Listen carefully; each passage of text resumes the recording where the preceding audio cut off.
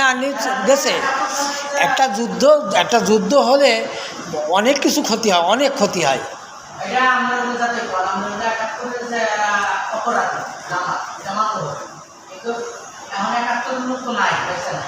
একাত্তর বাইসে আছে,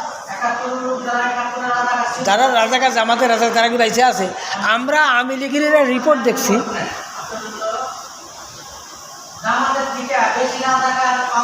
হ্যাঁ এই দেখেন এটা আওয়ামী লীগটাই রিপোর্ট বের করেছে।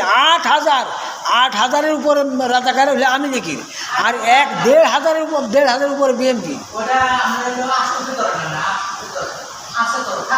থাকবো কে? তুই তো দাবি করিস মুক্তিযুদ্ধ সর্বক্ষেত্রে শক্তি। খন্দকার মুশারফ তার ছেলেটা মেয়ে বিয়ে দিয়েছে, রাজাকারের সাথে মেয়ে বিয়ে দিয়েছে।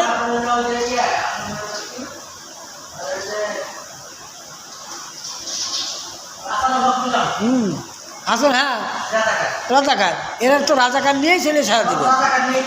আওয়ামী লীগ রাজাকার নিয়েই চলেছে।